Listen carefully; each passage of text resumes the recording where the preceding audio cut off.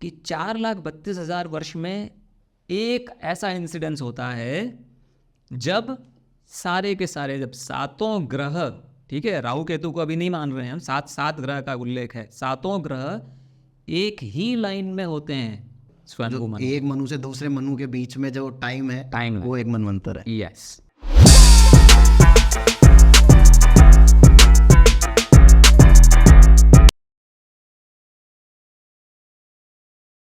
तो स्वागत है आपका एक और एपिसोड में तरुण शर्मा शो के। और आज हम बात करेंगे टाइम के ऊपर। टाइम यानी समय, और हिंदू माइथोलॉजी में समय को एक बहुत इम्पोर्टेंट स्थान दिया गया है और इसको लगभग 4 भागों में बांटा गया है, जो 4 युगों के नाम से हम सब जानते हैं। तो आज हम बात करने वाले हैं द इमॉर्टल सीक्रेट के राइटर मिस्टर विवेक शुक्ला जी से, जिन्होंने इनके ऊपर बहुत ही इन डेप्थ रिसर्च करी है। तो Vivek ji, thank you so much for coming on the show. Thank you very much Tarun, आपका और आपके सभी दर्शकों का मैं तहे दिल से शुक्रिया अदा करता हूँ। धन्यवाद आपको कि आप सबसे पहले तो हिंदू संस्कृति से जुड़े हुए कुछ ऐसे अनछुए पहलुओं को, या जो छुए हुए तो हैं लेकिन समझे हुए नहीं हैं, ऐसे पहलुओं को और हिंदू जनमानस के सामने लेकर आ रहे हैं, उजागर कर रहे हैं। निश्चित रूप से ये हमारी संस्कृति के रिवाइवल में, हमारी संस्कृति को और भी ज़्यादा एक्सेप्टेबिलिटी बढ़ाने में मील का पत्थर आपका शो कर रहा है। आपको बहुत बहुत धन्यवाद। Thank you so much sir for saying such nice words. तो विवेक जी, मुझे शुरू करते हैं। सबसे पहले तो आप ये बताइए, युग क्या है? हाँ तरुण, एक्चुअली हमारी संस्कृति में काल को अनंत, अनादि अनंत कहा गया है। इनफैक्ट हमारी सनातन संस्कृति में 3 चीज़ें ऐसी हैं जिनको कि अनादि और अनंत कहा गया है। एक स्पेस, जिसको कि हम लोग विष्णु के रूप में परिभाषित करते हैं। एक समय, जो शिव हैं बेसिकली, काल, महाकाल इसीलिए कहा गया है उनको। और तीसरे हैं एनर्जी। ये 3 चीज़ें ऐसी हैं जिनका कि कोई ओर छोर नहीं है, कोई भी आदि या अंत नहीं है, इसीलिए इनको अनादि और अनंत कहा गया है। तो जब हम काल की बात करते हैं, काल गणना की बात करते हैं, तो एक ऐसे स्केल पे जिसका कि ना कोई स्टार्टिंग है और ना कोई एंड है, तो हमारे मनुष्यों को सबसे पहले दिमाग में ये चीज़ आई कि फिर हम कहाँ पर हैं इस गणना में, हम हैं कहाँ पर, where do we exist actually. किसी भी, आप इस बात को मानोगे कि किसी भी घटना को या किसी भी इंसिडेंट्स को फ्यूचर जनरेशन्स में पर्टिकुलरली बताने के लिए या उसको लीगलाइज करने के लिए, फॉर्मलाइज करने के लिए 2 चीज़ों की हमेशा आवश्यकता होती है कि वो कब हुई और कहाँ हुई। फॉर एग्जाम्पल, अगर हम कहें कि राम, प्रभु श्री राम अयोध्या में उन्होंने जन्म लिया, तो पहला प्रश्न आएगा कब लिया। अब अगर हमको मालूम ही नहीं है कब लिया, अगर हमारे पास में कोई काल गणना का कोई काल खंड नहीं है जिसको कि हम बता पाएँ कि त्रेता में हुआ, तो सुनने वाले को भी लगेगा कि अरे यार, ये तो कोरी गप्पबाजी है, यही नहीं मालूम कब हुए थे। तो वहीं से स्टार्ट होती है मिथ्या माइथोलॉजी की, ठीक है। लेकिन अगर हम ये कहते हैं कि कहाँ पर, अयोध्या में, कब, त्रेता युग में, कौन से कालखंड में, कौन से महायुग में, 24वें महायुग में, तो इससे क्या होता है, एक टाइम स्टैम्प होने से उस इंसिडेंट्स की, उस व्यक्ति की, उस घटना की क्रेडिबिलिटी बढ़ जाती है, ऑथेंटिकेशन हो जाता है। इसलिए कि हम कहाँ पर हैं और आगे आने वाली घटनाएं कब होंगी उसको भी फॉर्मलाइज करने के लिए, या पहले कब हुई उसको लीगलाइज करने के लिए ऑथेंटिक, इन्होंने क्या किया, मनीषियों ने पूरे काल चक्र को काल खंडों में डिवाइड किया, आइडेंटिफाई। कालखंड मीन्स क्या कहना चाहिए, पीसेस ऑफ टाइम। खंड is part of time, portions of time basically. तो उसमें जो सबसे पहली चीज़ आई कि युग 4 प्रकार के होते हैं, और उसमें ये 4 जो प्रकार हैं उनको कहा गया है सतयुग, त्रेता युग, द्वापर युग और कलयुग। ये सीक्वेंस है, सतयुग से स्टार्ट होता है। लेकिन इसका जो इसके पीछे का लॉजिक अगर हम समझने की कोशिश करें तो हम थोड़ा सा उल्टा चलते हैं। हम कलयुग को, बिकॉज कलयुग is the smallest of these 4, कलयुग का जो कालखंड का जो समय बताया गया है वो बताया गया है 4,32,000 वर्ष। 4,32,000 वर्ष। अच्छा। ठीक है, उससे पहले जो होता है Dwapar, that is double of that, 8,64,000 वर्ष। उससे पहले जो हुआ Treta, that is triple of Kalyug, तो वो आएगा तकरीबन 12,96,000 वर्ष। और सतयुग इज 4 टाइम्स ऑफ कलयुग, 17,28,000 वर्ष। तो समझने के लिए, आगे की गणना समझने के लिए, क्योंकि इतना लंबा लंबा बोलने में और समझने में थोड़ा दिक्कत होती है, हम पकड़ लेते हैं कलयुग को, जो कि सबसे छोटा है, 4,32,000 वर्ष को हम x मान लेते हैं। वैसे भी सर ये साइकिल है, साइकिल है, कौन सा पहले है कौन सा बाद में, उसका तो कुछ बिल्कुल है। स्टार्टिंग एक्चुअली सतयुग से हुई थी, फिर कलयुग के बाद वापस सतयुग आ जाएगा, फिर त्रेता, फिर द्वापर, फिर कलयुग, फिर सतयुग, इस तरीके से चलता है। और ये जो 4 का जो कॉम्बिनेशन है, 4 युगों का, इसको महायुग कहा गया है। कहीं पर इसको चतुर्युग भी बोलते हैं, 1 एंड द सेम थिंग, कोई फर्क नहीं है उनमें। चतुर्युग यानी 4 युग, उसका ग्रुप हो गया एक, ठीक है, या उसको महायुग बोल लीजिए, एक ही बात है। तो इसको अगर हम कलयुग को, जो सबसे छोटा पार्ट है इस महायुग का, इसको हम x पकड़ लें, जैसे मैथमेटिकल इक्वेशन में होता है कि x अपने एक वैल्यू ले ली, तो x is equal to 4,32,000 years, 4,32,000 वर्ष। तो द्वापर हो जाएगा 2x, Treta will be 3x and Satyug will be 4x। और इन सबका जोड़ 4x plus 3x plus 2x plus x, 10x will be महायुग।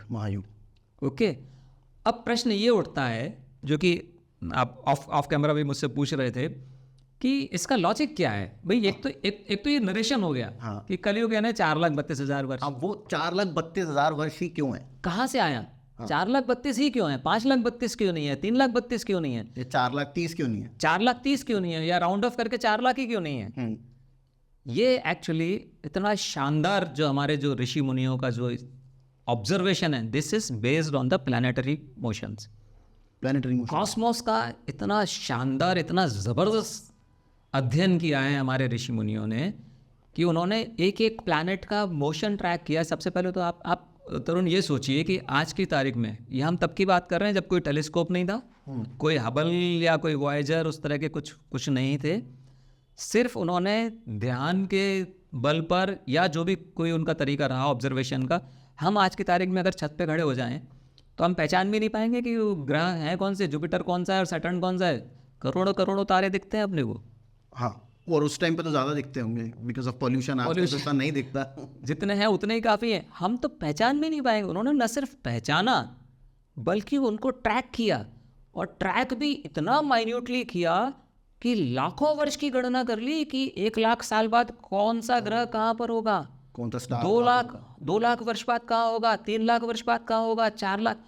Then they found out कि 4,32,000 वर्ष में एक ऐसा इंसिडेंस होता है जब सारे के सारे, जब 7 ग्रह, ठीक है, राहु केतु को अभी नहीं मान रहे हैं हम, 7 ग्रह का उल्लेख है, 7 ग्रह एक ही लाइन में होते हैं। 7 ग्रह 4,32,000 वर्ष में एक लाइन में, एक बार ऐसा होता है, when they fall in the same line from the sun, from earth, अच्छा, वॉचिंग फ्रॉम अर्थ।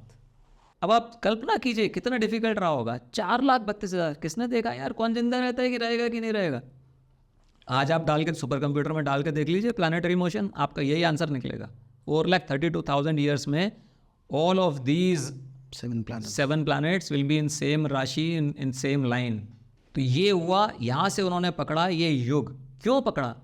क्योंकि ultimately what they were doing, they were studying the effect of planets on humans, हमारी बॉडी पे। आज हमको सबको पता है कि प्लैनेट्स का असर होता है हमारे आचार व्यवहार, जो भी कुछ आप कह लें, उसको भाग्य कह लें या जो भी कुछ कह लें, असर होता है। इसमें तो अभी किसी को कोई शक नहीं है।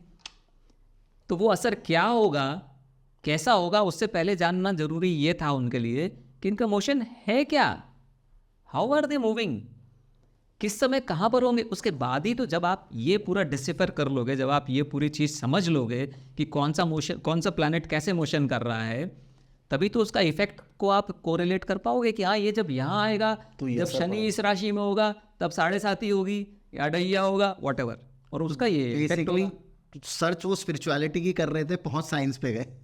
Science was always embedded in spirituality, ठीक है। बस ये है कि स्पिरिचुअलिटी जो है वो साइंस का एक बहुत बड़ा फॉर्म है। आज की साइंस, जिस साइंस की हम बात कर रहे हैं, ये साइंस, मेरा ये मानना है, ये साइंस तो मॉन्टेसरी में है अभी। उस स्कूल की जिसके प्राचार्य ये हमारे ऋषि मुनि हुआ करते थे आज से हजारों साल पहले। उस स्कूल में साइंस अभी मॉन्टेसरी में इसीलिए this is one of the reasons कि हमारी बहुत सी चीज़ों को मिथ्या माइथोलॉजी कह के नकार दिया जाता है, क्योंकि वो साइंस की कसौटी पे खरी नहीं उतर रही है। अरे भाई, ये कमजोरी साइंस की है, ना कि ये कमजोरी उनकी नहीं है।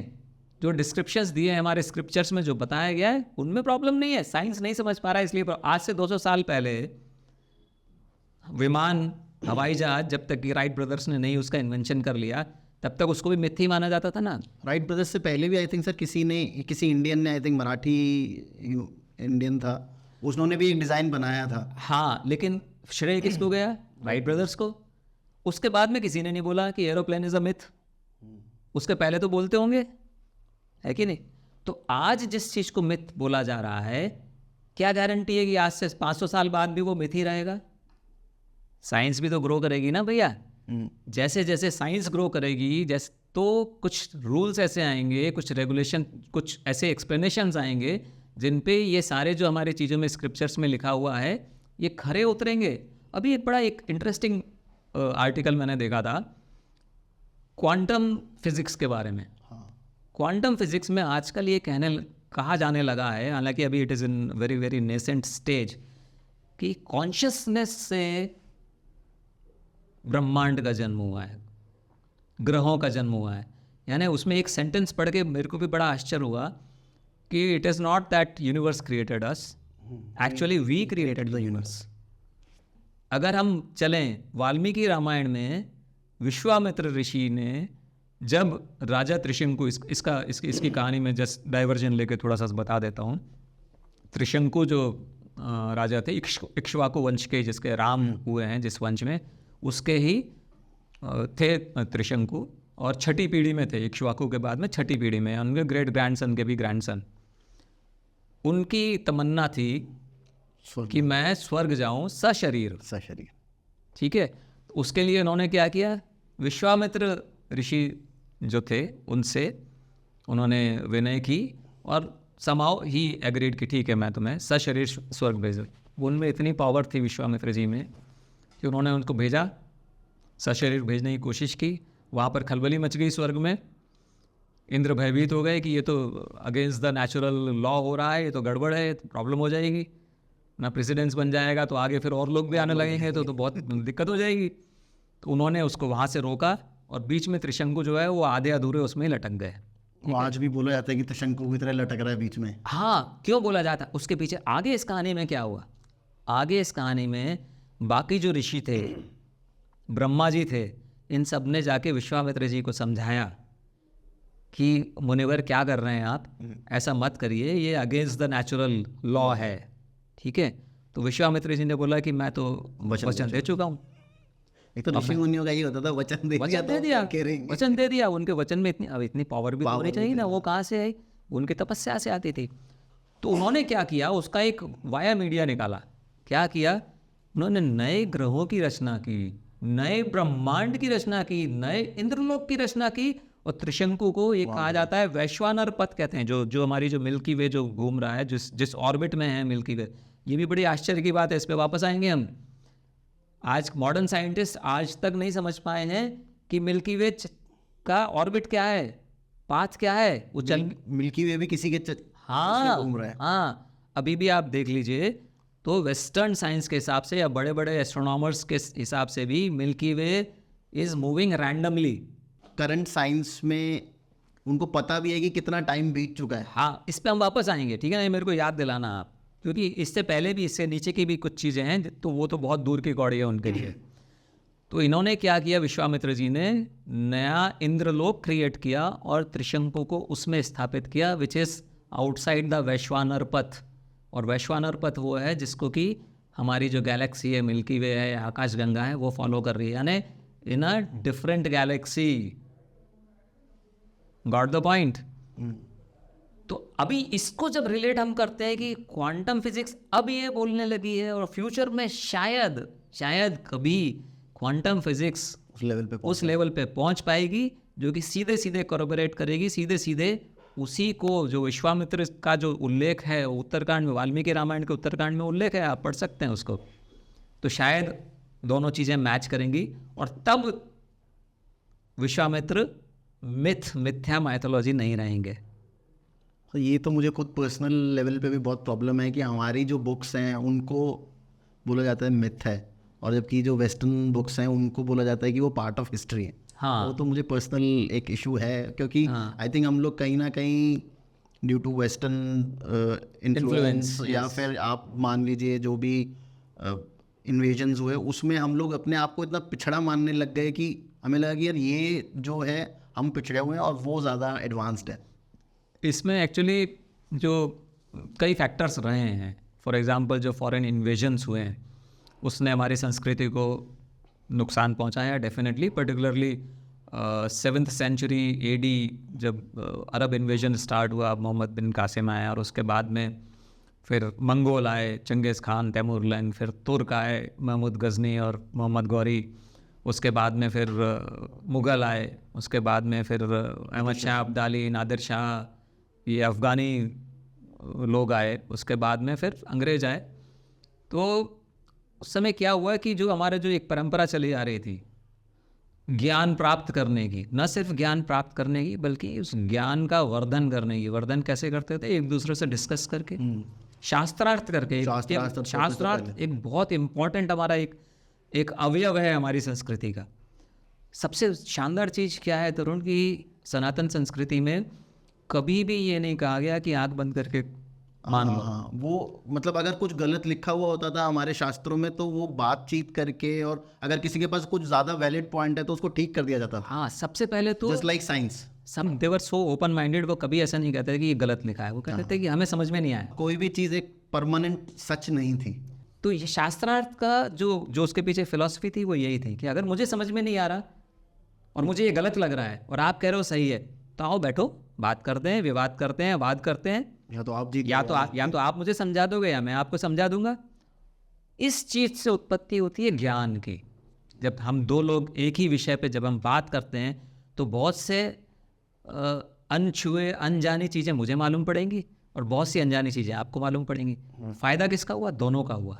भले ही आप सच निकले या मैं सच निकला, लेकिन फ़ायदा दोनों का हुआ। तो ये इन्वेजन्स तो एक रीज़न रहा। इसके अलावा दो ऐसे इंसिडेंसेस हुए जो कि मेरे हिसाब से सनातन संस्कृति को सबसे ज़्यादा जिन्होंने चोट पहुंचाई। पहला इंसिडेंस था बख्तियार खिलजी ने जो नालंदा विश्वविद्यालय को जलाया। कितने 6 महीने जलती रही थी? 3 महीने कहते हैं, कोई कहीं पर 6 महीने कहते हैं, कहीं 3 महीने कहते हैं, लेकिन उसमें कहा जाता है कि 80 लाख से ज़्यादा पांडुलिपियाँ थीं, बुक्स थीं। अब उस समय प्रिंटिंग मशीन तो थी नहीं। आप ये सोचो 80 लाख हाथ से लिखने में कितने ऋषियों को, कितने लेखकों को कितने वर्ष लगे होंगे, और वो ऐसे खत्म हो गया। इतना ज्ञान कोई बहुत ज़्यादा वो भी नहीं कहते कि जो लाइब्रेरी ऑफ अलेक्जेंड्रिया भी चलाई गई थी उसको हिस्ट्री में बहुत स्थान दिया जाता है कि बहुत नॉलेज हमारी लॉस हो गई थी, लेकिन इसको इतना ज़्यादा नहीं बताया जाता। तो वो जो गया ज्ञान जो अग्नि की भेंट चढ़ गया, उसका हम कल्पना भी नहीं कर सकते यार कि वो क्या रहा होगा। भरपाई नहीं की जा सकती उसकी। सवाल हमको यही नहीं मालूम कि उसमें क्या रहा होगा। तो भरपाई तो फिर बाद की बात हो जाए, सेकंड स्टेप हो जाता है। और दूसरा जो एक मेजर सेटबैक जो हुआ वो हमको दिया मैकॉले ने अंग्रेज़ों के समय में, जब उसने ये बोला कि हम ऐसे भारतीय चाहते हैं, हिंदुस्तान में ऐसे लोग चाहते हैं जो कि शक्ल सूरत से तो हिंदुस्तानी हो लेकिन वैसे ब्रिटिशर हो। हाँ, लेकिन सोल से ब्रिटिशर हो। उसने गुरुकुल जो परंपरा थी उसको खत्म कर दिया। लाखों गुरुकुल हुआ करते थे उसके पहले, लाखों जी। आज कितने? कुछ नहीं। उसने आई थिंक अपनी रिपोर्ट में लिखा भी था कि अगर हिंदुस्तान को जीतना है तो पहले यहाँ की संस्कृति खत्म करनी पड़ेगी। दैट इज परमानेंट विन तो तभी होगी भैया। और यही हुआ। आप देख रहे हो पिछले 1830 के आसपास मेरे ख्याल से उसने ये किया था, लेके आया था फिलॉसफी, और ऑलमोस्ट 200 साल होने को आ गए। और यही हुआ ना, इसकी वजह से हम हर चीज़ के लिए वेस्टर्नर्स की तरफ देखते हैं कि उनका अप्रूवल अगर मिल गया तो ठीक है, अदरवाइज मिथ्या माइथोलॉजी। तो अब जो ये चीज़ हो रही है, जो आप जैसे लोग कर रहे हो, जो आप जैसे चैनल्स कर रहे हो और बहुत से लोग कर रहे हैं, मुझे हार्दिक प्रसन्नता है इस बात से। ये वापस अपने उन्हीं जड़ों की तरफ मुड़ने का काम है जिसमें हमको वेस्टर्नर से अप्रूवल लेने की ज़रूरत नहीं पड़ेगी, उन्हें ज़रूरत पड़ेगी हमसे अप्रूवल लेने की।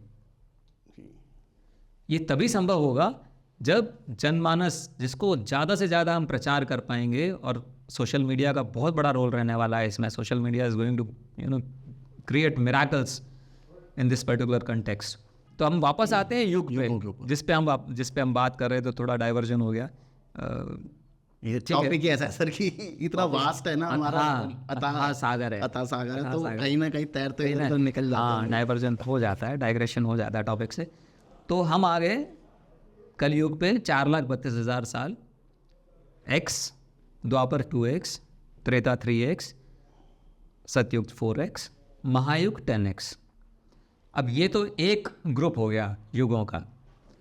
ऐसे 71 युग जब होते हैं, नहीं पहले हम ये बात करते हैं कि 10 ही क्यों हैं, ठीक है। जैसे आपने पूछा कि 4,32,000 क्यों हैं, वैसे इधर भी आप पूछ सकते हो कि महायुग में 10x ही क्यों।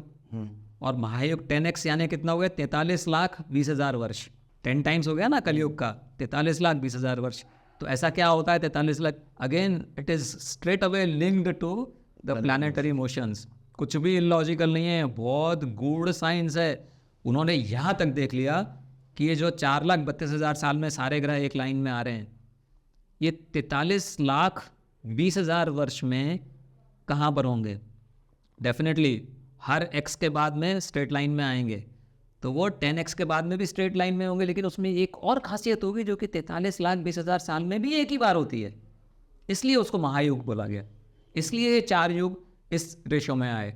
वो क्या होता है कि लाइन में तो होता है एक लाइन में, लेकिन साथ के साथ उनका ऑर्बिट सिंक्रोनाइज हो जाता है।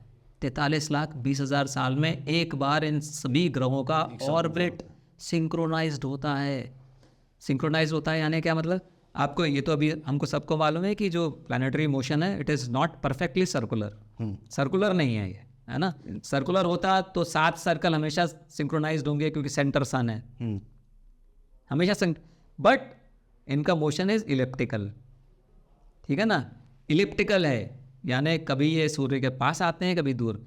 तो जब इलिप्टिकल मोशंस हैं, तो जब सारे के सारे इलिप्स, सातों के सातों इलिप्स जब एक ही डायरेक्शन में होंगे, समझ रहे इस चीज को? समझ रहा हूँ। That will happen once in 43,20,000 years, which is equal to 10x, which is 1 महायुग। तो क्वेश्चन ये है कि इतनी बड़ी कैलकुलेशन हुई कैसे? बड़ी कैलकुलेशन हुई कैसे? अरे यार माइंड ब्लोइंग, कमाल है। हमारे साइंटिस्ट आज भी, सुपर कंप्यूटर्स जो है ना, वो शायद इसको नहीं कर पाएंगे। अब हम आ जाते हैं, ये महायुग हो गया। ऐसे जब 71 महायुग होते हैं तो उसे हम कहते हैं मनवंतर। 71 महायुग मतलब? Yes, 710x। ये तो बहुत ज़्यादा हो गया, मतलब बोला भी नहीं जा सकता, इतना ज़्यादा हो गया। इसीलिए मैंने x लिखा, नहीं तो अभी अपने को जोड़ना पड़ता है इतने अरब, इतने करोड़, इतने लाख। उसमें आई डोंट थिंक उसमें वो नंबर आता भी। अब प्रश्न यहाँ पर एक और नया आ जाता है, 71 क्यों? 71 is a very very abnormal kind है ना। मतलब 50 समझ में आता है, हाँ 70 आता है, 50 to या जो 100 से एग्जैक्टली, या जो हमारी जो संस्कृति में नॉर्मली 108 चलता है। तो 71 कहाँ से आ गया? 71 ही क्यों पकड़ा उन्होंने कि 71 महायुग होंगे तो एक मनवंतर होगा? 72 क्यों नहीं, 70 क्यों नहीं? तो जब इस पे हम विचार करते हैं तब हमको समझ में आता है कि एक मनवंतर इज 30 करोड़ 67 लाख ईयर्स। एक मनवंतर, जो 710x की बात की हमने, it is equal to 30 crore 67 lakh years. और ये क्या है? 30 करोड़ सर, अभी तो मज़ा आएगा यार। अभी तो आप देखते जाओ तरुण, मैंने बोला ना माइंड ब्लोइंग, दिमाग घूम जाता है यार कि ऐसे कैसे किए होंगे उन्होंने कैलकुलेशंस। अब हम उस लेवल पे आ रहे हैं जहाँ पे आज की साइंस अभी नहीं पहुँची है। अभी उसको पहुंचने में भी आई थिंक 3 करोड़ ऐसे साल लग जाएंगे। क्यों नहीं पहुँची है वो भी हम डिस्कस करेंगे।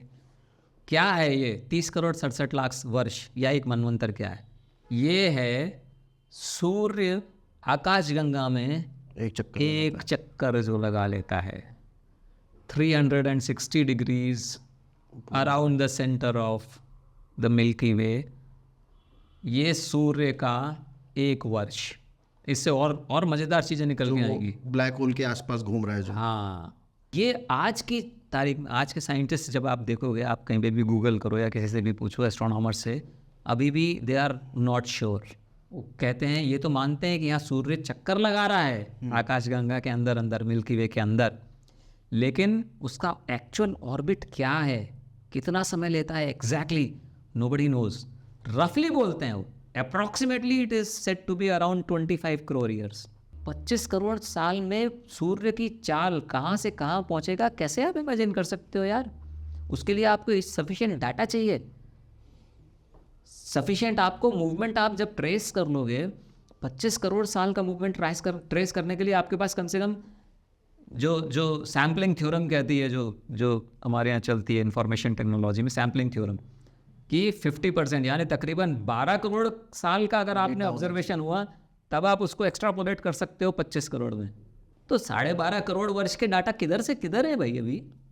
इसलिए साइंटिस्ट के पास नहीं है, इसलिए उन्होंने जो अंदाज लगाया है उसमें साफ साफ ये दिया रहता है कि इट इज़ अप्रॉक्सीमेटली 25 करोड़ वर्ष के आसपास कुछ होना चाहिए। पर हम लोगों ने एग्जैक्टली बताया 30 करोड़ 67 लाख साल एग्जैक्ट। दिस इज़ वन मनवंतर। मनवंतर का जो शाब्दिक अर्थ है वो 2 मनु के बीच में अंतर। जो मतलब मनु जो हमारे थे, मनु जो थे स्वयं मनु, एक मनु से दूसरे मनु के बीच में जो टाइम है वो एक मनवंतर है। यस, ठीक है। अब ये हो गया मनवंतर। अभी ये खत्म नहीं है, अभी तो कहानी, अभी तो पिक्चर बाकी है। अभी तो पिक्चर बाकी है। ऐसे जब 14 मनवंतर होते हैं तो उससे एक कल्प बनता है। कल्प is what? 1 day of Brahma. अच्छा, ऐसा ही नाइट होती है, उसमें भी 14 मनवंतर और होते हैं। तो 1 नाइट ऑफ ब्रह्मा यानी 24 आवर्स जो ब्रह्मा के हुए उसमें 28 मनवंतर हो गए। इसको जब आप मल्टीप्लाई करोगे 360 से, that will be 1 year of Brahma. एक तारीख को 360 से आप मल्टीप्लाई करोगे तब एक वर्ष होगा ना, तो वो एक वर्ष हुआ ब्रह्मा का। और ब्रह्मा की आयु बताई क्या गई है, मानी जाती है यानी 100 वर्ष। अच्छा, तो इस फर्दर इसको भी जब आप 100 से मल्टीप्लाई करोगे वो होगा ब्रह्मा का जीवन काल, which comes to 311 trillion years. Brahma मतलब ब्रह्मांड की एज है ये। ब्रह्मांड की एज है। उसके बाद में साइकिल फिर से रिपीट होगी, यानी सृष्टि की रचना से सृष्टि के अंदर 311 ट्रिलियन ईयर्स। तो बिग बैंग का भी कुछ इसके आसपास ही टाइम? नहीं, बिग बैंग तो बहुत ही लेटर स्टेज है। इसमें बेसिकली क्या है कि हमारी माइथोलॉजी में जब एस्ट्रोनॉमी पे हम बात करते हैं तो 5 मंडल बताए गए हैं तरह। चंद्रमंडल, उसके ऊपर पृथ्वी मंडल, फिर सौर मंडल, सूर्य मंडल जिसमें कि पृथ्वी जो है वो सूर्य के चारों तरफ चक्कर लगा रही है।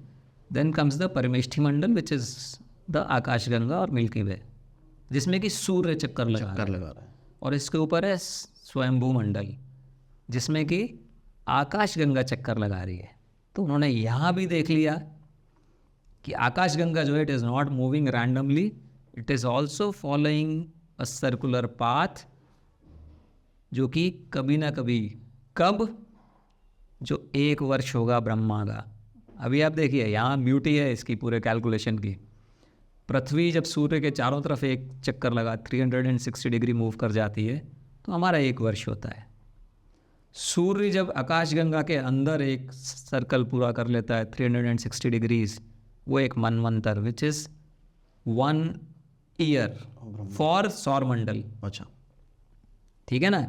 अभी जब आकाशगंगा जब स्वयंभू मंडल में एक राउंड कंप्लीट करेगा, that will be 1 year of Brahma.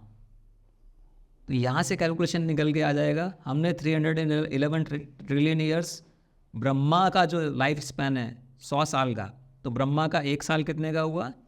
3.11 trillion years. तो यहाँ पे उन्होंने ये भी ढूंढ लिया कि आकाशगंगा कितने समय में वापस अपनी जगह पे आ जाएगी, 311 बिलियन ईयर्स में। हम सूर्य का भी आकाशगंगा के अंदर नहीं पता कर पाए हैं अभी साइंस। इन्होंने आकाशगंगा का खुद का कितना टाइम लगेगा वापस आने में अपनी जगह पे, वो भी निकालनी है। और यहाँ से जो एक और चीज़ जो ऑफशूट निकल के आता है वो है टाइम डायलेशन, जो कि टाइम ट्रैवल से भी ज़्यादा टाइम डायलेशन, जो हम कहते हैं कि ब्रह्मा का 1 वर्ष या देवों का 1 वर्ष यानी हमारा 1 दिन, देवों का 1 दिन यानी हमारा 1 वर्ष, या ब्रह्मा का 1 वर्ष यानी हमारे इतने साल, हाँ 311 बिलियन ईयर्स। कहते हैं सर वो जहाँ पे ग्रेविटी ज़्यादा होती है वहाँ पे टाइम स्लो चलता है। अच्छा, ये चीज़ क्या है टाइम डायलेशन? अभी हर कोई मानता है इसको। क्यों मानता है? क्योंकि आइंस्टाइन कह गए। आइंस्टाइन ने ये जो उनका जो हाइपोथेसिस है, रिलेटिविटी हाँ, थ्योरी उसमें उन्होंने एक एग्जांपल लिया है कि सपोज कीजिए कि दो जुड़वा भाई हैं, 20 साल के हैं दोनों, उनमें से एक पृथ्वी पे ही रहता है और दूसरा एक स्पेसक्राफ्ट में चला जाता है जो कि स्पीड ऑफ लाइट से ट्रैवल कर रहा है। तो 1 साल ट्रैवल करने के बाद में जब वो वापस अर्थ पे आएगा तो उसकी तो उम्र 1 साल ही बढ़ेगी, वो 21 साल का हो जाएगा। लेकिन जो उसका भाई यहाँ पर था उसकी उम्र 40 साल बढ़ जाएगी, वो 60 साल का हो चुका होगा। ठीक है ना? तो ये टाइम डायलेशन, ये डिफरेंस हो गया। इसलिए आपने सुना होगा कि एक कथा हमारे स्क्रिप्चर्स में है कि रेवती की कथा है जो वो अपनी बेटी को लेकर गए थे राजा। मैंने उसके ऊपर एक छोटा सा एपिसोड बनाया था। अच्छा, हाँ, ग्रेट।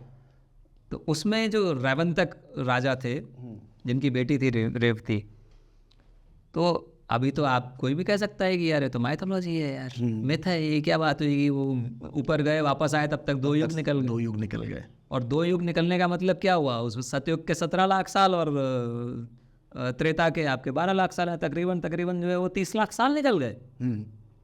पर वहाँ पे टाइम का जो, जब आप उसको कोरिलेट करोगे टाइम डायलेशन से, तो ब्रह्मा का जो एक निमेष है, निमेष इज़ 1/3 ऑफ अ सेकेंड। निमेष उसको कहते हैं पलक झपकने में जितना टाइम लगता है। हम जो पलक झपकते हैं that is taken as 1/3 of a second, यानी 1 सेकेंड में आप 3 बार पलक झपक सकते हो। दैट इज़ निमेष। वो निमेष रफली आता है 2 लाख वर्ष के बराबर हमारे, यानी ब्रह्मा जब पलक झपकते हैं हमारे 2 लाख साल निकल जाते हैं। तो जब आप ये 30 लाख साल को जब आप करोगे तो वो कुछ ऐसे ही 6-8 सेकेंड के आसपास आएगा। तो टाइम डायलेशन की थ्योरी कब से है? बट उसको आप दे रहे हैं। हाँ, अभी तो ये विचार आया है। अभी जब धीरे धीरे ये लोग आगे बढ़ेंगे साइंटिस्ट, तब इनको समझ में आएगा कि यार ये तो अभी तो ये इन्होंने केवल स्पीड ऑफ लाइट का और 40 साल के लिया ना, 1:40 का रेशियो लिया है। अभी तो ये लोग ये भी बोल रहे हैं कि speed of light he fastest speed है। उसका भी आई डोंट नो कि हमारे स्क्रिप्चर्स में कहीं पहले मेंशन कर रखा हो। हाँ, होगा डेफिनेटली। नहीं, अब क्वांटम फिजिक्स में आने लगा है ना, वर्म होल्स वगैरह उसी सिद्धांत पर कार्य कर रहे हैं कि स्पीड ऑफ लाइट से आगे भी संभव है। मुझे एक बात बताइए, जो युग है हमारे, ये आपने ड्यूरेशन, उसके पीछे की साइंस तो सब आपने बता दी, इनमें बेसिक डिफरेंस क्या है, मतलब मनुष्यों के हिसाब से? Okay, that is an interesting question. देखो, कि उसको सतयुग क्यों कहा जाता है? कि वहाँ पे मतलब सभी सच बोल रहे हैं, जबकि अभी हम लोग जब ऑफ कैमरा हम लोग डिस्कस कर रहे थे, आपने बताया रावण सतयुग से है। हाँ, और रावण का तो सच्चाई और अच्छाई से कोई लेना देना नहीं है। हाँ, तो फिर सतयुग में ये क्यों बोला जाता है कि सब लोग बड़े अच्छे थे, सब लोग सत्य बोलते थे, सब लोग अच्छा काम करते थे? हाँ, सतयुग एक्चुअली धर्म से रिलेट इसको किया गया है कि सतयुग में ये कहा जाता है कि धर्म 4 पैरों पर स्थित है। 4 पैरों पर स्थित यानी लेटस से एक टेबल है, लेटस से यही टेबल है, 4 पैर हैं इसके, परफेक्टली स्टेबल है। आप इसके ऊपर खड़े भी हो सकते हो और बल्ब भी बदल सकते हो सीलिंग का। त्रेता में उसका ह्रास होना शुरू है ना, डिटोरेशन और डिक्लाइन होना स्टार्ट होता है धर्म का। त्रेता में धर्म 3 पैरों पर स्थित है, यानी इस टेबल की आप एक पैर तोड़ दो, ठीक है, तब भी खड़ी रहेगी टेबल, थोड़ी सी डिसबैलेंस हो जाएगी बस। तब तक स्टेबल रहेगी जब तक कि दूसरी जगह आपने वेट ना रख दो कुछ, है ना, तब तक खड़ी रहेगी, कोई दिक्कत नहीं। उस साइड आप बैलेंस करके आप फिर से आप खड़े होकर और सीलिंग का बल्ब बदल सकते हो, कोई दिक्कत नहीं है। द्वापर में धर्म 2 पैर पर स्थित है। द्वापर, यहाँ पर 2 पैर, द्वा इज 2, ठीक है। डायगोनली अपोजिट अगर 2 पैर हैं तो दिक्कत तो होगी, लेकिन फिर भी खड़ी रह सकती है। बैलेंस बनाना पड़ेगा आपको, लेकिन फिर भी रह सकती है ना। और कलयुग में वो 1 पैर पे रह जाता है धर्म। तो 1 पैर, 3 पैर आपने तोड़ दिए तो टेबल तब तक नहीं खड़ी रह सकती जब तक कि आपके जैसे लोग या जो हमारे साधु संत पकड़ के ना खड़े, साधु संत हैं, महात्मा हैं, कथावाचक हैं, जो भी धर्म संस्कृति से जुड़े हुए हैं, उनका जो एक सम्मिलित प्रयास है, जो सम्मिलित कॉन्शियसनेस है, वो जब तक उसको उठा के नहीं रखेगा तब तक धर्म टिका नहीं रह पाएगा कलयुग में। इसलिए मैं कह रहा हूँ कि जो मैंने पहले जब मैंने बात शुरू की थी कि हम सबका योगदान है, बहुत छोटा छोटा गिलहरी प्रयास जिसको कहते हैं, आई होप गिलहरी प्रयास के बारे में। हाँ, वो राम जी को छोटा सा पत्थर एक गिलहरी लेके आती है तो उसको भी हाँ जब उन्होंने अप्रिशिएट किया था कि हाँ रामचंद्र जी जो गिलहरी के जो पीठ पे जो निशान है वो कहते हैं कि प्रभु श्री राम के उंगलियों के निशान है। और वो क्यों किया था उन्होंने कि जब वो राम सेतु का निर्माण कर रहे थे जब लंका पे चढ़ाई करने के लिए, तो नल नील और बाकी जो हज़ारों लाखों जो उनके वानर थे बड़े बड़े चट्टान फेंक रहे थे, तो उस समय गिलहरी जो क्या करती थी वो समुद्र तट पे जाती थी, बालू में लोट लगाती थी और जितनी उससे बालू चिपक गई उसकी शरीर वो उधर जाके उधर झाड़ देती थी उसको। तो प्रभु राम श्री राम को जो है वो बड़ा अच्छा लगा कि सी आपका एफर्ट आपकी भावना क्या है, दैट इज़ मोर इम्पॉर्टेंट। क्या फ़र्क क्या है वैसे, मतलब अगर मैं सतयुग, ये तो आपने बता दिया, तो इसका ह्यूमन उसके ऊपर क्या फ़र्क पड़ता है साइकी के ऊपर, और इसका कहीं बताया गया है किसी वेद में कि ये होगा, सतयुग में ये होगा, कलयुग में ये होगा?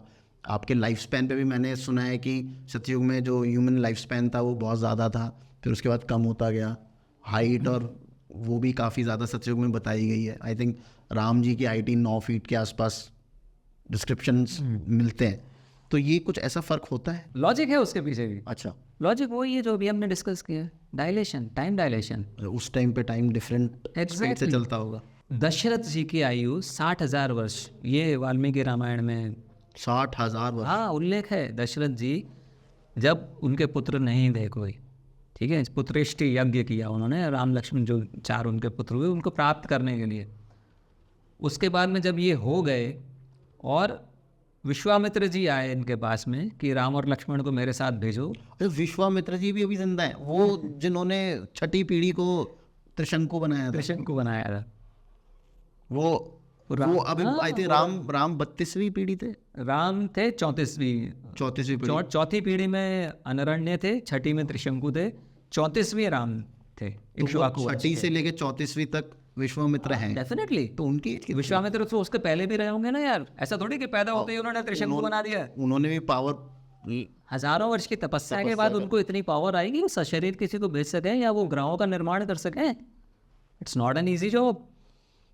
हज़ारों लाखों वर्ष तपस्या की होगी तब तो उनकी कॉन्शियसनेस में, जिसको भी आज क्वांटम फिजिक्स बोलता है कि कॉन्शियसनेस से ग्रह क्रिएट होते हैं या मैटर क्रिएट हो सकता है, ठीक है ना। ये नई चीज़ निकल के आएगी अभी थोड़े दिनों में, कॉन्शियसनेस से सृष्टि का क्रिएशन, जो कि हम तक हमेशा से कहते आ रहे हैं कि भैया जो निरंतर है, जो सब सर्वत्र व्याप्त है, वो क्या है? उसको आप कॉन्शियसनेस कह लो, उसको आप एनर्जी कह लो, आप जो मर्जी कह लो। सर्वत्र व्याप्त है ईश्वर, अनादि अनंत है और सर्वत्र है, और आप एनर्जी के पार्ट हो। हाँ, तो ये चीज़ अब क्वांटम फिजिक्स बहुत जल्दी बोलने वाली है। वही चीज़ उन्होंने की विश्वामित्र ने। तो ओवरनाइट तो ऐसा तो नहीं कि पैदा होता से ही कर दी, उसके पहले लाखों साल उन्होंने तपस्या की होगी, हज़ारों वर्ष उल्लेख ही है, हज़ारों वर्ष का। तो सर मतलब आप कह रहे थे कि उस टाइम पे टाइम डिफरेंट स्पीड पे चलता था, 60,000 वर्ष आपने कैसे हो सकता है? अब इस पे लॉजिकली बात करें अपन, कैसे हो सकता है? ये भी हो सकता है सिंपली उस टाइम पे जो हवा पानी और जो जलवायु थी वो उस टाइप की होगी, आदमी या ह्यूमन इतने लंबे टाइम स्पेन तक जीते हो, कुछ भी हो सकता है। इसका तो कुछ साइंटिफिक प्रूफ करना तो बहुत डिफिकल्ट है। फ्रैंकली स्पीकिंग मैं इसके बारे में मुझे जब तक मैं क्लियर नहीं हो जाऊं तब तक थोड़ा मैं बोल नहीं पाऊंगा उसको। तो सर कलयुग चल रहा है अभी, कलयुग के एंड में क्या होगा? क्या सब कुछ खत्म हो जाएगा जैसे लिखा गया है? और अगर अभी बोला जाता है कि कलयुग के एंड में कल की अवतार होंगे, वो चिरंजीवी उनकी हेल्प के लिए आएंगे और वो सब बुराई का नाश करेंगे, तो जब एंड ही होना है तो फिर कल की अवतार की ज़रूरत क्या है, जब दोबारा साइकिल शुरू ही होनी है? नहीं, देखिए हमको ये समझना पड़ेगा कि जो काल गणना के हिसाब से इस समय अभी हम 28वें यानी 7वें ब्रह्मा के 7वें मनवंतर के 28वें महायुग में हैं हम। 28वें महायुग के अंदर जो कलयुग है वो चल रहा है इस समय। तो ब्रह्मा भी अलग अलग हैं, 7 ब्रह्मा हो चुके हैं? हाँ, 6 हो चुके हैं, 7वें ब्रह्मा चल रहे हैं इस समय। ब्रह्मा जो है वो शतानंद है। ब्रह्मा की इसीलिए ब्रह्मा अमर नहीं बोला गया है, ब्रह्मा की लाइफ स्पैन है 100 ब्रह्मा ईयर्स। तो उसके बाद में ब्रह्मा बदल जाते हैं। शिव की अभी कुछ लाइफ स्पैन है या वो अनंत है? ब्रह्मा विष्णु, शिव और शक्ति, ये तीनों अनंत, ये अनंत है, अनादि अनंत। Because space, Vishnu is what? Space का ना ओर है ना छोर है, ठीक है। ऐसे ही समय, शिव जो है वो समय के द्योतक हैं, उसका ना और है ना छोर है, अनादि है अनंत है, कब शुरू हुआ नहीं मालूम, कब खत्म होगा नहीं मालूम, होगा ही नहीं। शक्ति का तो वैसे एनर्जी तो वैसे भी भाई ना बनाई जा सकती ना खत्म कर हाँ, वेस्टर्नर्स बोल गए हैं तो फिर हम तो तुरंत से उसको मान ही लेते हैं, ठीक है ना, कि जो can neither be created nor destroyed, जो चीज़ क्रिएट हो ही नहीं सकती लेकिन है, इसका मतलब वो अनादिकाल से है, शुरू से है, और कैन नाइदर बी डिस्ट्रॉयड यानी ख़त्म भी नहीं की जा सकती, मतलब अनंत हो गई, हमेशा रहेगी। तो ये तीन जो एंटिटीज़ हैं, विष्णु, शिव एंड शक्ति, जो कि सृष्टि के अभिन्न अंग हैं, अनादि अनंत से हैं, अनादि से हैं और अनंत तक रहेंगे, ये अलग हो गए। ब्रह्मा अनंत नहीं है, ब्रह्मा का लाइफ स्पैन 100 ब्रह्मा ईयर्स है, 311 ट्रिलियन ईयर्स। उसके बाद नए उसके बाद में ब्रह्मा नए हो जाते, नए आते हैं। तो इस समय 6 ब्रह्मा हो चुके हैं, 7वें ब्रह्मा में के पीरियड में हैं हम, शतानंद नाम है उनका, शैतानंद शतानंद, शतानंद शतानंद, ठीक है, वो करंट ब्रह्मा है। उसके अंदर हम 7वें मनवंतर में हैं, अच्छा। जो कि वैवस्वत मनवंतर कहा जाता है, और उस मनवंतर के 28वें हम महायुग में हैं। तो मनवंतर कब खत्म होगा? जब 71 महायुग हो जाएंगे। तो ये कलयुग में कुछ नष्ट नहीं होने वाला। अच्छा अभी तो 28वां ही है ना यार, 71 पे जाओगे तब तो मनवंतर खत्म होगा, अच्छा, तब सृष्टि खत्म होगी और तब भी दोबारा नहीं होगी, क्योंकि वो भी तो 7वां ही मनवंतर हुआ ना यार। तो सर फिर कब 7वें मनवंतर के बाद में 8वां आएगा, 28 मनवंतर जब हो जाएंगे तब ब्रह्मा का एक दिन होगा, ओके, और वो 100 साल फिर वो 100 साल, तब जाके सृष्टि खत्म होगी। इस दौरान कौन से कलयुग में, पता नहीं कितने कलयुग निकलेंगे, और कौन से कलयुग में कल्कि आएंगे, अच्छा ये भी नहीं पता। कैसे पता पड़ेगा? अच्छा, मतलब हम जो होप है कल की अवतार होने की वो छोड़ दें कि पता नहीं है, क्योंकि पता नहीं है, छोड़ना तो नहीं है, होंगे तो ये तो दिया ऐसा हुआ नहीं है। होता सर कि हर कलयुग में कल की अवतार लेते हैं, क्योंकि ये एक साइकिल चल रही है। हर युग में नहीं, अच्छा हाँ, हर युग में नहीं, लेकिन हाँ, जो जो जो अवधारणा है हर ब्रह्म स्पैन में, उसमें ज़रूर होंगे। अच्छा, मुझे तो यही लग रहा था कि हमें भी सबको यही लगता था कि हर युग में कल जैसे श्री राम का भी अवतार होना है, अब द्वापर आएगा तो फिर कृष्ण का, कृष्ण का होगा, फिर अब ये है कलयुग में, इसके बाद वापस से सतयुग शुरू होगा, तो वापस से वही साइकिल चलने वाली है। नहीं, पिछले पिछले महायुग में अगर कल्कि हो गए होते तो उनका उल्लेख आ गया होता, ठीक है ना, जैसे राम हुए, कृष्ण हुए, उनका उल्लेख है, ठीक है। तो पिछले महायुग में भी अगर राम, कृष्ण और कल्कि हो गए होते, दश अवतार हो गए होते, तो फिर हमको कल्कि का और सर मैंने एक कहानी और सुनी है, ये रामायण से ही है, कि उसमें जब श्री राम का शरीर छोड़ने का वक्त आया तो अब हनुमान जी तो यहीं पर है, परमानेंटली हैं, हाँ उन्होंने अब हनुमान के होते हुए मृत्यु श्री राम को टच नहीं कर सकती, हाँ, तो उन्होंने अपनी अंगूठी निकाल के एक ज़मीन में क्रैक था उसके अंदर डाल दी। अब वो हनुमान जी को उन्होंने बोला कि आप लेके आइए वो अंगूठी मेरे लिए। तो जब हनुमान जी पाताल लोक में पहुंचे और वहाँ पे वासुकी थे पाताल लोक में कि भाई मेरे प्रभु की अंगूठी यहाँ गिरी है, तो आप प्लीज़ मुझे बता दो कहाँ गिरी है। तो उन्होंने वहाँ पे उनको अंगूठियों का एक बहुत बड़ा पहाड़ था, वो दिखाया कि इसमें से ढूंढ लो आपके राम की अंगूठी कौन सी है, कि इतने राम हो चुके हैं ऑलरेडी। हाँ, तो अगर राम इतने हो चुके हैं तो फिर कल्कि भी हो चुके होंगे, पर उसकी आई थिंक आप भी सही कह रहे हैं कि हमारे पास कोई नॉलेज नहीं है, कोई उसका उल्लेख नहीं है। राम कितने हो चुके हैं वो उसके बारे में भी मैं, कोई उल्लेख नहीं है। हाँ, वैसे उल्लेख बस वो एक छोटी सी कहानी है। कहानी है, डेफिनेटली है वो, बट उस पर मैं कमेंट नहीं करना चाहूँगा, मुझे जानकारी नहीं है। तो सर ये कुछ और इंटरेस्टिंग स्टोरीज युगों के बारे में जो मतलब जब चेंज होते हैं, क्या हमारे वेदों में कहीं पर ये एक्सप्लेनेशन है कि ये वक्त यहाँ चेंज हुआ, ये यहाँ चेंज हुआ, या ये यहाँ चेंज हुआ? कलयुग का तो है ना, अभी रिसेंट तो जो है कलयुग जो शुरू हुआ है, वो आज की तारीख में जो हमारा जो जो सन चल रहा है, जो वर्ष चल रहा है, ये है 5125, कलियुगाब्द कहते हैं इसको। अच्छा, अभी कलयुग के सिर्फ 5000 साल 5125 साल हुए हैं उसके हिसाब से, यानी कलयुग स्टार्ट हुआ है 3102 BC में। ठीक है, तो अभी 5125वां कलयुग का वर्ष चल रहा है और 4,32,000 होते हैं टोटल, तो अभी 4,27,000 साल और होंगे इस कलयुग में। काफ़ी लंबा काफ़ी लंबा समय है, वो बात में कोई टेंशन करने की ज़रूरत नहीं। बहुत मज़ा आया आपसे ये सब इतनी कैलकुलेशंस और इतनी वो सब कुछ जान के, और अपने खुद के धर्म के बारे में जब इतना सब कुछ, क्योंकि हम लोगों को लगता है ना सर कि वेस्टर्न नॉलेज ही सब कुछ है, उन लोगों ने जो ठप्पा लगा दिया वो है। अभी और भी पता नहीं इतने ज़्यादा टॉपिक्स हैं मेरे पास पूछने के लिए, पाइथागोरस थ्योरम है, या अभी जब हम लोग बाहर बैठ के बात कर रहे थे पिंगल ऋषि के बारे में आपने बताया था, हाँ, कि उन्होंने कितनी चीज़ें हैं जो उन्होंने डिराइव करके छोड़ दी, और वो अब ये लोग आई थिंक फिबोनाची सीक्वेंस आपने बताया था कि वो भी पिंगल ऋषि ने पिंगल ने वो किया था। तो बहुत सारी चीज़ें हैं जिनके बारे में हम लोग बात कर सकते हैं, लेकिन फॉर द ऑडियंस हमको एक टाइम स्पेन में ख़त्म करना होता है। तो thank you so much for coming on the show and आपकी नॉलेज हमारे को देने के लिए, ताकि और लोगों तक ये पहुंच सके। और आप लोग भी जो देख रहे हैं, प्लीज़ प्लीज़ प्लीज़ अपने धर्म के बारे में पढ़िए, क्योंकि जो हमारा धर्म है, हिंदू धर्म, बहुत ही साइंटिफिक रिलीजन है, वो ऐसे ही कुछ लिख नहीं दिया गया। और इसके बारे में हम और भी बात करेंगे, तो देखते रहिए द तरुण शर्मा शो। जल्दी से लाइक, सब्सक्राइब और शेयर ज़रूर कर दीजिएगा। Thank you so much.